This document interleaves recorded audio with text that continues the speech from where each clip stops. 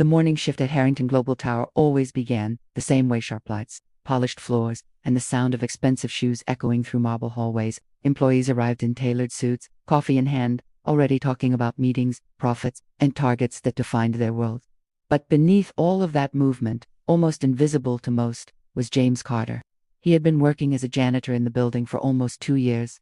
Quiet, consistent, unnoticed. Most people didn't even know his name.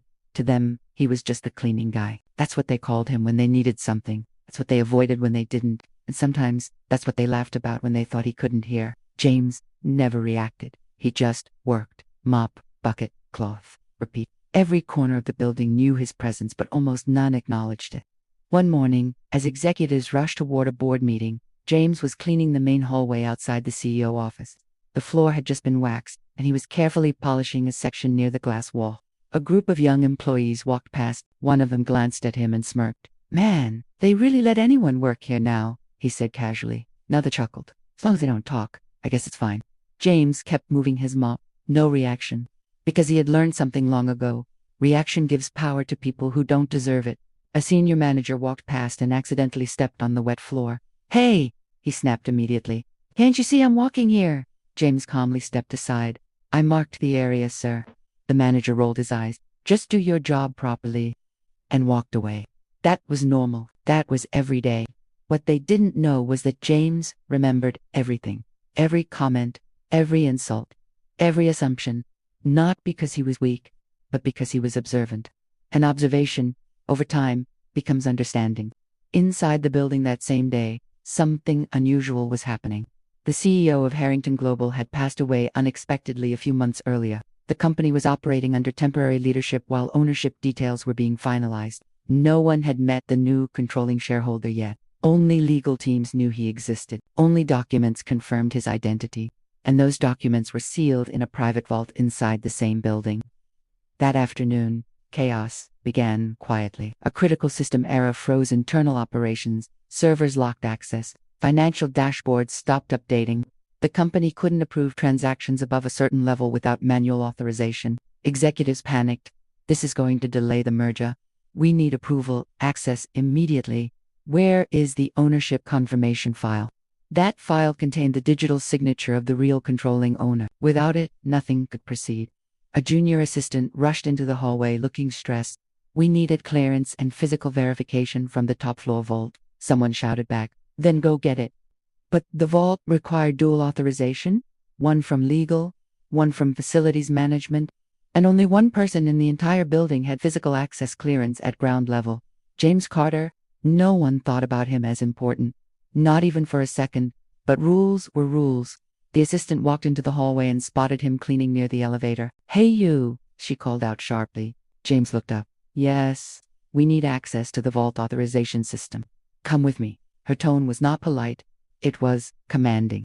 James nodded calmly. "Okay." He followed her. Behind them, 2 employees whispered, "Why is he going upstairs?" "Probably to fix a broken pipe or something." They laughed softly. James said nothing, because silence was more powerful than explanation. They reached the executive floor. The atmosphere changed instantly. Carpet instead of marble, glass walls everywhere. Silence so thick it felt expansive. They entered a secure office where 2 legal officers were waiting anxiously. "Hurry," one said. "We're losing time." James stood near the doorway, still quiet, still unnoticed.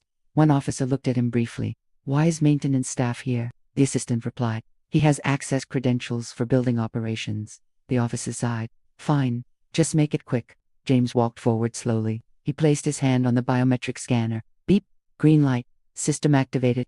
But instead of opening basic access logs, the screen changed. Unexpected authentication sequence initiated. Everyone frowned. "That's not standard," someone said. Another system alert appeared. Primary owner access detected. The room went silent. James looked at the screen calmly. No surprise on his face. Only confirmation. Because he already knew this moment would come eventually. The legal officer stepped back. "What? What is this?" A deeper system message loaded. "Authorization verified. James Carter, majority shareholder." The assistant froze. "What?" The words repeated on screen. "Majority shareholder?" The hallway outside slowly filled as more executives gathered. Confusion spread instantly. "That's not possible. He's a janitor." James stepped back from the scanner, and for the first time, he spoke without hesitation. I didn't plan to introduce myself like this, he said quietly. The room turned fully toward him. But since the system did it for me, a pause. I guess there's no need to hide it anymore. Silence. The legal officer swallowed hard. You own Harrington Global. James nodded. Yes, the word hit harder than anyone expected, because it broke every assumption they had built. Every joke. Every dismissal. Every moment they looked through him instead of at him. One executive stepped forward, confused. But why? Why would you work as a janitor? James looked at him calmly. To understand how people behave when they think you don't matter. That answer landed deeper than any corporate explanation ever could. Because it wasn't about money, it was about truth. James continued, you learn more about a company in its hallways than in its boardrooms. No one spoke, because no one knew what to say anymore. The assistant who had spoken harshly earlier lowered her eyes. The same man who had joked in the hallway earlier now avoided eye contact completely. James turned slightly toward the group. This company will not collapse today, he said. A pause. But it will change. He looked at the executives one by one, because I saw what I needed to see. Silence filled the room again. And for the first time in that building's history, everyone listened to the janitor. Because he was never just cleaning floors. He was cleaning truth from a place nobody wanted to look. And now, they had no choice but to see it. The silence in the vault room didn't break immediately. It stretched longer than anyone was comfortable with. Because what had just happened wasn't just a system error or a surprise announcement. It was a complete collapse of assumption. James Carter stood still near the biometric scanner, his hand lowered slowly, as if even he didn't want to disturb the shock hanging in the air. Executives who had spent years making million-dollar decisions suddenly looked like people who had lost the ability to speak. The legal officer finally broke the silence, his voice shaky. This must be some kind of override mistake. Systems can glitch, James interrupted gently. It's not a glitch. He stepped forward slightly. It's identity verification. That made it worse, because now there was no technical excuse left. No system failure to hide behind. The assistant who had called him just maintenance earlier took a small step back, her face pale. She looked like she wanted to disappear into the floor. James noticed, but he didn't react to it, not out of cruelty, but because reactions weren't needed anymore. The truth was already doing its work. A senior executive finally spoke, trying to regain control of the situation. If you are the majority shareholder, he said carefully, why have you never made yourself known before this? James looked at him for a long moment, not angry, not defensive, just observant. Then he answered, because I wanted to see what this company becomes when no one is watching the top. That sentence landed heavier than anything else so far, because it reframed everything. Every meeting, every decision, every culture habit. It wasn't happening under supervision, it was happening under freedom. And what they had built under that freedom was now standing in front of them in the form of consequences. James walked slowly toward the center of the room. No one stopped him. Not because they were allowing him, but because they didn't know where they stood anymore. I didn't inherit this company to sit in glass offices, he continued. I inherited it because I believed structure matters. Systems matter. People matter. He paused. But somewhere along the way, this company stopped seeing people. His eyes moved across the room and started seeing roles instead. The words cut deeper than accusations because they were accurate. The assistant who had earlier spoken to him harshly lowered her head completely now. Her hands were trembling slightly. James noticed, but his tone didn't change. I have cleaned this building for 2 years, he said. A pause. I have heard conversations I was never meant to hear. Another pause. I have been spoken over, walked past, ignored, and dismissed. Hundreds of times. He looked directly at the executors now. But I never needed you to know who I was to know how you behave. The legal officer swallowed hard. So what happens now? He asked quietly. That question changed the temperature of the room again. Because now reality had shifted from revelation to consequence. James looked at him. That depends, he said calmly. A pause. On whether you understand what just happened. No one spoke, because everyone understood it too clearly. James continued, I didn't come here to remove people. A slight pause. I came here to remove blindness. He turned slightly toward the biometric system again. This building will no longer function the way it used to. The screen behind him updated automatically, as if responding to his authority. New directive access, confirmed. A list of system changes began appearing. Access hierarchy restructuring. Leadership evaluation review. internal culture audit activation, behavioral compliance tracking. The executives watched it unfold in silence, because now the system wasn't reacting to them anymore. It was reacting to him. One of the younger employees who had been standing near the back finally stepped forward hesitantly. I didn't know any of this, he said quietly. I just followed how everyone else behaved. James looked at him. For the first time, his expression softened slightly. I know, he said simply. That response confused the room. Because it wasn't punishment, it was understanding. James continued.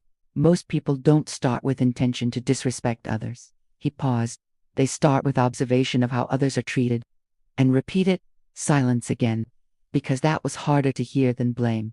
Blame could be defended against. Truth could not.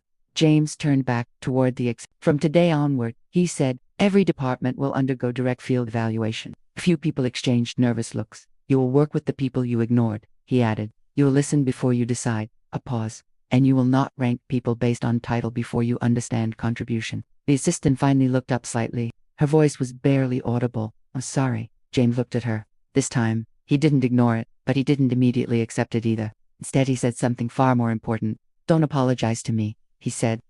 Change what caused you to act like that in the first place. That hit harder than forgiveness would have, because it placed responsibility back where it belonged. Not in a moment, but in behavior. James stepped back toward the door of the vault room. Before leaving, he paused once more. The entire room stayed still. He didn't turn around fully when he spoke again. One more thing. Everyone focused instantly. This company is not failing because of incompetence. A pause. It is failing because of assumption. Silence followed, and then he left. No dramatic exit, no anger, no final speech, just footsteps fading into the hallway. Inside the vault room, no one moved for several seconds. Because something fundamental had changed. The structure was still standing, the building was still operating, but the way people saw it was gone forever. The assistant finally sank into a chair slowly, her mind replaying every moment she had dismissed him, every tone she had used, every assumption she had made without question. The realization didn't feel like embarrassment. It felt like weight, not punishment from him, but awareness from herself. Up in the hallway, James walked back toward the elevators. The same halls he had cleaned for years now felt slightly different. Not because they had changed physically, but because the people inside them had. A man in a suit stepped aside quickly as James passed, not out of fear, but out of recognition. For the first time, he was being seen before being labeled. As the elevator doors opened, James stepped inside alone. The doors closed slowly, and the reflection on the metal surface showed something no one in that building had fully understood before. Not a janitor, not a hidden owner, but a man who had chosen silence long enough to expose the truth of everything around him. And now that truth had been revealed, there was no going back to ignorance, only forward into change.